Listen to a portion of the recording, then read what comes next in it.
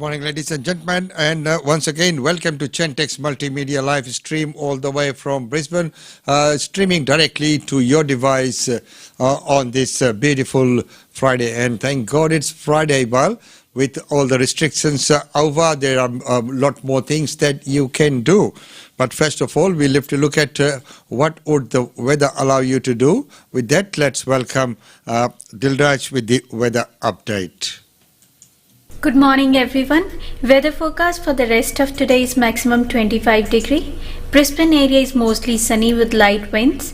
Fire danger is low to moderate and sun protection is recommended till 2:30 in the afternoon, and UV index is predicted to reach 6, that is high. Tomorrow, that is Saturday, minimum will be 12 and maximum will be 25, and on Sunday minimum will be 13 and maximum will be 26. Over the weekend, Brisbane area will be mostly sunny with light winds, and sun protection is recommended from 9 a.m. till 2:20 in the afternoon, and UV index over the weekend is predicted to reach 6, that is high. Till tomorrow, stay safe and enjoy the rest of your day. And thank you very much for that update, Dilraj. Well, right now, on today, there's that's making news, but right now, excuse me, we have to move on. And the sad news for this morning is that music composer Saran Rathore passes away due to COVID-19. Saran Kumar Rathore, one of the popular composers duo of Nadeem Sravan, passed away on Thursday. He was critically ill after testing positive to COVID-19 virus. Saran Kumar Rathore was the popular composer duo for Nadeem Sravan. He had microbitis and was on the ventilator support as his condition got critical. There was a bit of heart enlargement because of which his pumping was affected. Sravan was widely regarded as a musician who brought back melody of the early 90s along with his partner Nadeem. They worked together on Asaki, the super hit soundtrack in 1990. The frequent collaborations with Kumar Sanu resulted in series of musical successes through the 90s, including Dil Hai Ki Manta Nahi, Hum Hai Rahi Pyar Ke Sajan, Fool Aur Kaante, Sadak Diwana, and Pardes. So, he will be sadly missed, and that's another loss due to COVID. Well, right now, as we know that yesterday, on another historic occasion, Duncan Pegg is a very popular MP of Stretton, said goodbye from Parliament House. Here's his speech. And the members of this House, you've been good to me. I hope I've left you a better place. I'm really going to miss everyone. Thank you.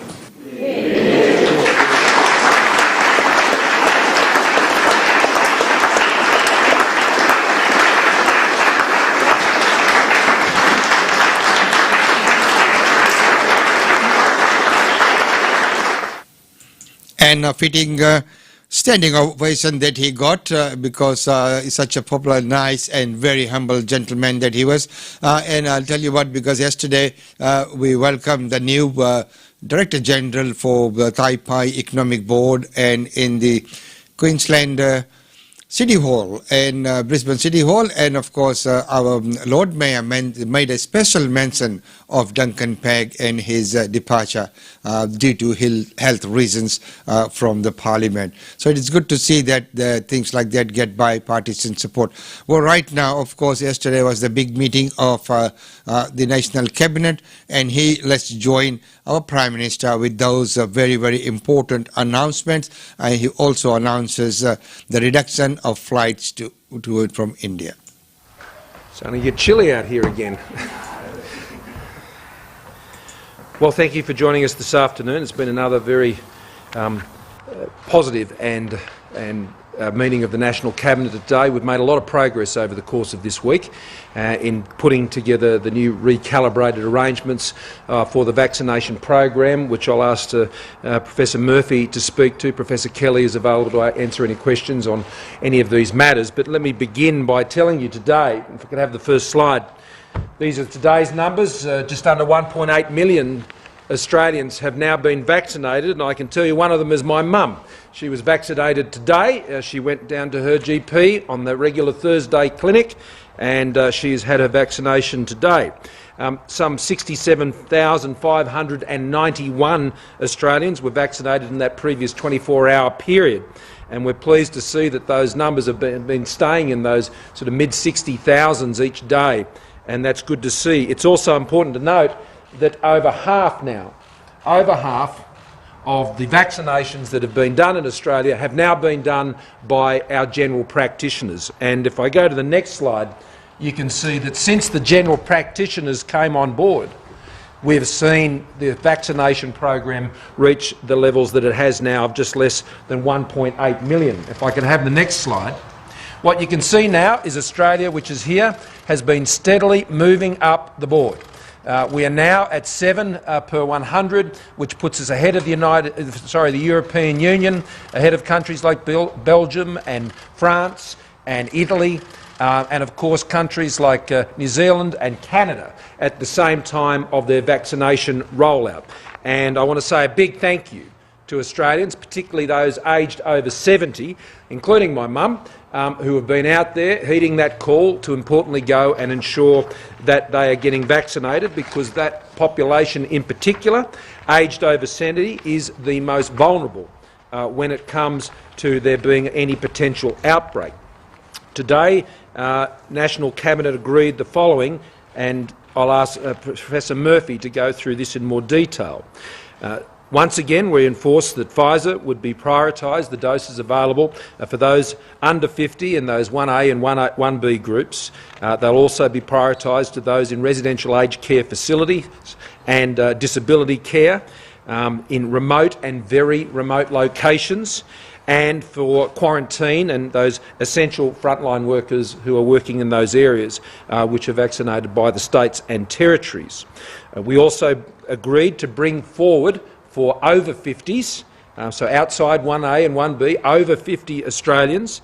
This would be vaccination for AstraZeneca, and that would be brought forward for the GP respiratory clinics and state and territories from the 3rd of May, and from the 17th of May for GPs in the broader GP clinics that are available, just like the one where my mother went today.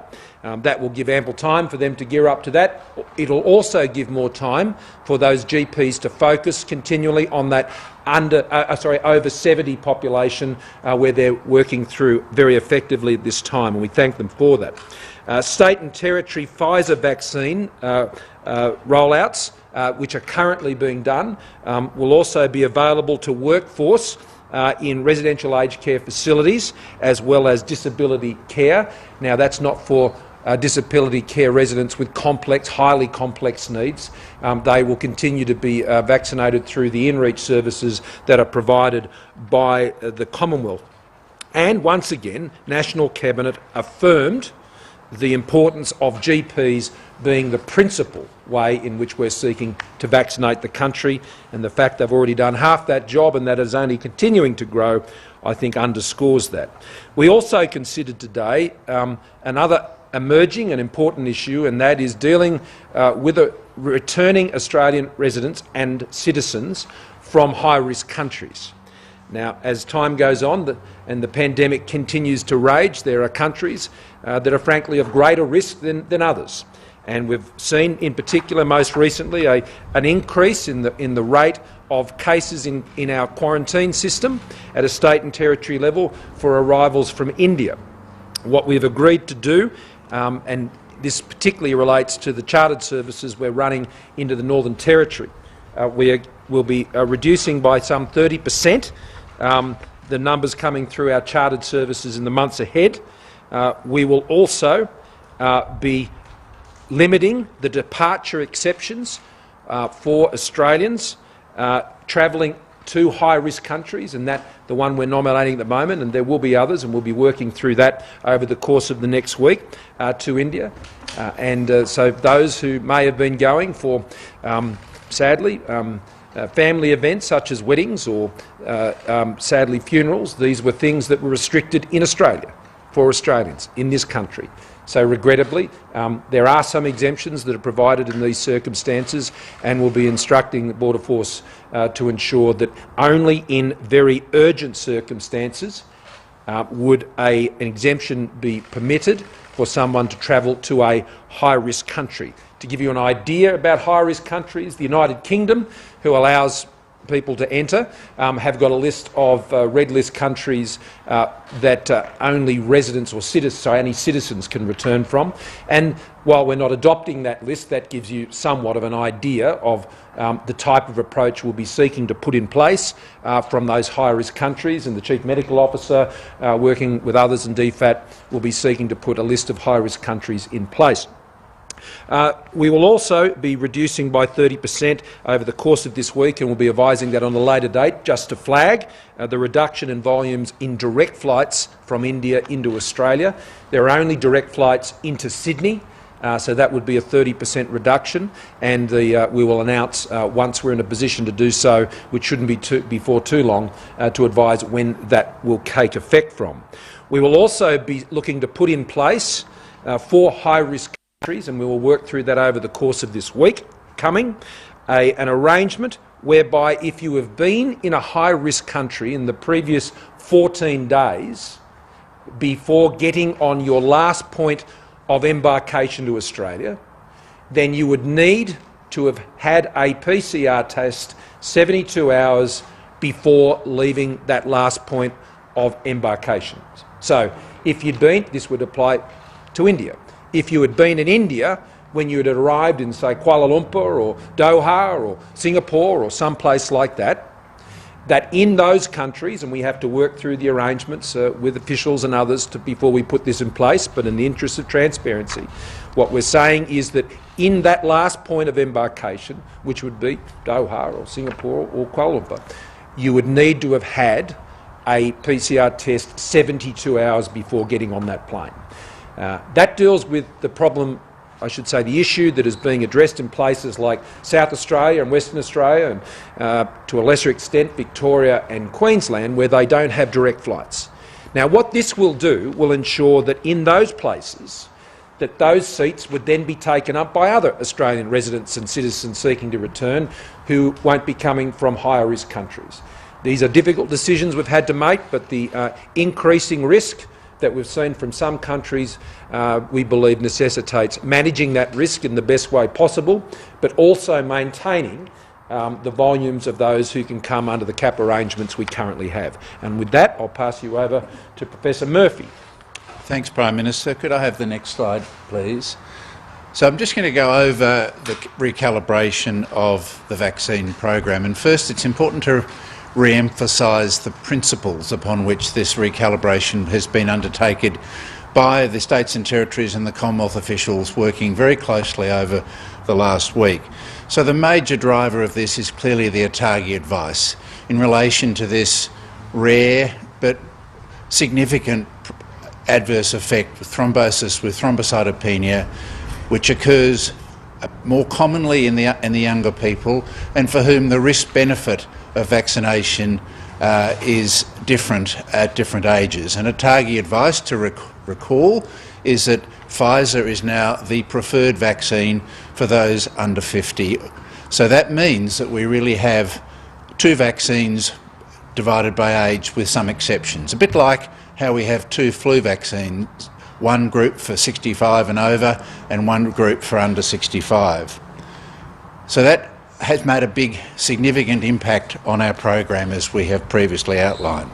The other principle is that we must continue our course to protect the most vulnerable to severe COVID as soon as possible, and our goal to protect them by the middle of the year is unchanged. People like the Prime Minister's mother. Age is the single biggest risk factor for severe COVID, but we know there are others, and that group is our priority at the moment, to get them vaccinated as soon as possible. In doing so, we have to maximise the vaccine doses we have available at this time. And obviously at this time we have more Pfizer more AstraZeneca, I should say, coming online from CSL, but still steady, but hopefully increasing doses of Pfizer. So we have to plan the program to maximally use those vaccines we have available. So the thing is that you can only use what is available, and Pfizer is available, and it will be made available to everyone 50 years and over, and that process will be speeded up. And it's such a pity that the number of cases increasing in India. That is just alarming, and of course there have been restrictions which have already been imposed on India by USA, New Zealand, and of course now the 30% reduction in the flights announcement by our Prime Minister. So there's a lot that's happening, and I really do hope that they get the situation under control as soon as possible. So India has recorded the highest single-day rise. India's a nation gasping for breath. With oxygen supplies at critical levels, every litre counts. Firefighters rushed to this hospital in Nashik after an oxygen tanker burst a leak, but they weren't fast enough. 24 COVID patients on life support died. There was no oxygen. My mother died in agony. She couldn't breathe. Everyone in the ward died. The scramble for oxygen has become so desperate that hospitals in Delhi have come within hours of running out. People are wheeling their loved ones from hospital to hospital looking for help. Far too often, there's none available. In the city of Damo, looters stole oxygen tanks from a hospital storeroom. The looters should use their brains. Doctors, nurses and healthcare staff are working around the clock. We're over capacity. There's heartache everywhere you look in India as the death toll continues to surge. In Varanasi, funeral pyres are lined up on the banks of the holy Ganga River. Elsewhere, this man in full-body protective gear is performing last rites for his mother. As a country, we were not prepared, and it's really sad to see my mother go away because she was just 59, and she recently retired and wanted to spend some quality time with us, but all I could see is lying down on the... That's all I... Despite the crisis, the government remains reluctant to impose lockdowns. We have to save the country from another lockdown. I would also like to request states to only use lockdown as a last resort. Delhi's 20 million residents are in the middle of a 6-day lockdown, but it's unclear what it'll take for that to be extended. The rate of infection here is still at terrifying levels, with 1 in 3 tests coming back positive. James Oaten, ABC News, Delhi. Those are very devastating news coming out of India at this point in time, and I hope that the authorities, move quickly and get the situation under control. As we know, that Delhi is under lockdown, but Prime Minister is reluctant to make the rest of the country, go into lockdown. He said lockdown should be the last measure. Well, I mean, it is at an alarming rate at this point in time. The numbers are shocking, so I don't know what's going to be happening over there. Well, right now, let's take a very quick look at our sponsors for today. GlobeNet Realty. GlobeNet Realty has been the longest established, trusted and respected agency in its trade area. Washa Chandra, Director of GlobeNet Realty, provides honest and ethical service to her customers. If you are thinking of investing in Brisbane real estate market, or if you are seeking professional property management, then you should contact Usha Chandra today on landline 3865 4466 or mobile 0419 775 416. And for further updates, log on to our website www.globenetralty.com.au. GlobeNet Realty is your own local real estate agency. Situated at Shop 52281 Sandgate Road, Boondall. GlobeNet Realty. Real estate is our world.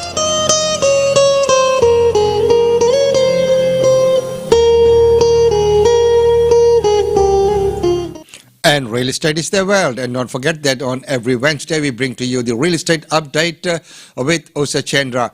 And just an update that this month's Music Junction will be on Monday, that being a public holiday rather than a Sunday. So Monday is when the Music Junction comes on. And this month we have a very special, your very own local artist Janab Rahimzullah Sahab, and the show will be hosted by RJ Savi. So look forward to that very melodious, and once again, due to popular demand, it is going to be a ghazal night. So beautiful melodious ghazals with Rahimzullah Sahab and hosted by Savi. That will be on Monday from 6 p.m. And don't forget that there's so many functions and events that are already taking place here in Queensland, and we are so fortunate when you look at all the Ram Navami that have been celebrated here. And if you look at India and Fiji, where people could not, well, they did not have the chance to do so. And of course, Ramadan, is been observed in a very good manner right here in Queensland and Brisbane. We are indeed fortunate, more fortunate than some other places somewhere else in the world at this point in time. Well, right now, all news is not bad news. Well, let's go to Washington, and what's happening there is the Senate on 21st April confirmed Vanita Gupta as to serve as the Associate Attorney General of United States, making her the first American Indian to serve in this role. And I think that is indeed quite an honor for someone of Indian origin to be bestowed that position. Well, according to news, and the Senate confirmed Gupta to be the Associate General in a narrow 51-49 vote after Senator Lisa Murkowski joined with the Democrats in support of President Joe Biden and his Justice Department nominee. So Vice President Kamala Harris was on hand for a procedural vote on the morning, just in case she was needed for a possible 50-50 tie, but the vote wasn't necessary after Murkowski, a moderate Republican from Alaska, broke her Republican colleagues to back Gupta. Murkowski explained her support for Gupta on the Senate floor, saying she was troubled by some of Gupta's statements but decided to back her confirmation following a lengthy conversation with the nominee. Conversation always works. I asked her point blank, why do you want this and what is it worth? Because this has clearly been a very hard on her nominee, Murkowski said. And she paused and reflected a moment and just spoke on how she feels called to save a very personal way that I thought was very impactful.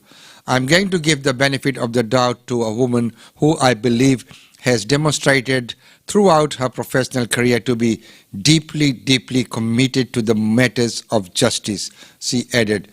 Gupta has served in the Justice Department's Civil Rights Division under the Obama administration. And according to a report on NPR, Majority Leader Chuck Schumer called Gupta's confirmation a very good news for the forces of equality and justice in the country. Speaking on the floor of the Senate, Schumer said, not only is Ms. Gupta the first woman of color to ever be nominated in this position, she is the first civil rights attorney to be ever nominated to this position, adding that shocking, really, we never had a former civil rights attorney serving in such a position of prominence at the Justice Department. The Senate vote, said NPR, marked the culmination of a contentious confirmation for Gupta, who nearly saw her nomination derailed by Republican criticism of her advocacy for progressive policies, as well as a criticism for former President Donald Trump during her time as a lead of leadership conference on civil rights and human rights. During her confirmation hearing, Gupta apologized for harsh rhetoric that she used against Republicans, but nevertheless struggled for GOP support. NPR noted that Gupta will return to the Justice Department at a moment when it's recommending itself to increased federal oversight of police departments following the 20th April guilty verdict against former Minneapolis police officer Derek Chauvin for the death of George Floyd. Attorney General Merrick Garland announced on April 21st after an investigation into the possible patterns of discrimination and excessive force by police. Gupta is expected to play a leading role in department's work to police and the public. According to NBC, President Joe Biden praised Gupta and made his remark on the night following the conviction of Derek Chauvin and the murder of George Floyd. So there you go. That is good news for people of Indian origin. And of course, we know that in Joe Biden's administration, there are a lot of people of Indian origin who have been given the opportunity to serve, and it is always such a good thing to see that is happening. Well, right now, here in Australia, one of the announcements, which is part of Prime Minister's press conference yesterday after the National Cabinet, the key feature out of there is that people over 50 will soon be able to have access to the vaccine. A fast track and a closing door. The new recalibrated arrangements. Scott Morrison changing gear to speed up the vaccine program and strengthen borders against a deadly threat abroad. It reflects the fact that we're in the middle of a global pandemic that is raging. Phase 2A of the rollout to be brought forward. Vaccinations to be offered to people over 50 in state-run clinics from May the 3rd and through the GP network from May 17. That's 5.7 million Australians aged between 50 and 70 to receive earlier access to a jab. We recommend that AstraZeneca, the risk-benefit for over 50, is vastly in favour of being vaccinated. India, which is experiencing an exponential surge in cases, now considered a high-risk country. Premiers grappling with how to manage returning travellers in hotel quarantine. That's why we've suggested a suspension, a reduction in the number of people returning from India. I don't think it's healthy to identify one nation ahead of others because that can change. National Cabinet landing halfway. Flights to and from India to be restricted but not stopped, and passengers en route to Australia from India forced to take COVID tests within 72 hours of being in any transit country. I wouldn't be suggesting anyone from a high-risk country be rushing back to Australia. Scott Morrison says elderly and vulnerable Australians remain the vaccination priority. But 2 months into the rollout, many aged care homes remain wholly unvaccinated. So as much as the government is broadening its program, it really needs to crack on where it's needed most. St Kilda's Sacred Heart Mission in Melbourne offers aged care for people with a history of disadvantage and homelessness. They've got really complex health conditions. The residents of this facility are being let down. None of its 86 residents have been vaccinated, and very few of its staff. Should we have another outbreak, we feel really vulnerable. Graham Townsend has called the mission home for 8 years. He looks forward to eventually being inoculated. Get back to doing what we do best, having a good time. All fun and games, the footy tipping will be on and watching the races. Graham Townsend speaking for us all. Andrew Probyn, ABC News. And so, when you look at what the Prime Minister announced yesterday, that the vaccination be made available to all over 50, and if you look at that case where that aged care facility has been left out, so I think it is time, and it's a wake-up call, looking at what's happened in India, where they were actually sending the vaccine overseas to many other countries. Well, they should have just mass vaccinated the country, and that's probably what needs to be done here. And I think that is a very welcome move by the Prime Minister to make it available to anyone over 50 and making it available in the mass vaccination centres, and also making it available through the GP network. That was a call by the GPs, because a lot of GPs had geared up and they were ready to go, but the vaccine was not made available to them. So now it will be via the GPs, and of course also through the mass vaccination centres as well. So I think that's a good news, and that's what really needs to be done. And of course restricting the flights from India is just that's inevitable, and it's a good move. But of course, you can reduce the numbers, but all you need is 1 or 2 to come across, and that's the problem lies there, not in just the full numbers. And of course, today we have bid farewell to Sarwan Kumar Rathore from Nadeem Sarwan, the musician, like to rest, is another victim of COVID-19. Well, right now, let's take a very quick look at functions and events taking place in and around Brisbane.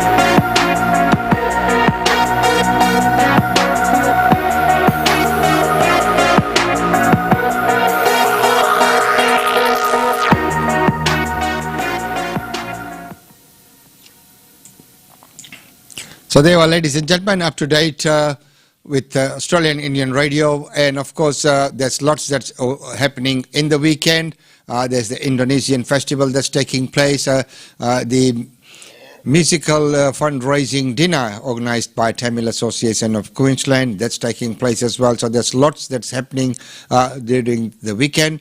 And of course, next Tuesday is Hanuman Jayanti, and that will be followed at many of the temples in and around Brisbane. So there's quite a lot that's happening. Stay tuned, stay up to date, and don't forget that on Tuesday, the Music Junction for this month that's on Monday night. So on Monday night, because Monday is a long holiday, so that becomes the last. Technically becomes like the last Sunday of the month. So we will have Janab Rahimzullah hosted by RJ Savi. So it's going to be a wonderful. So once again, looking at the response from last month and on public demand, it is going to be another ghazal night. Well, right now it's time to say goodbye. And on Tuesday, we will have a very, very informative and wonderful interview with Aarti Bajaj. And of course, we know that there's so much that she does out in the community. What does she do? What's she about?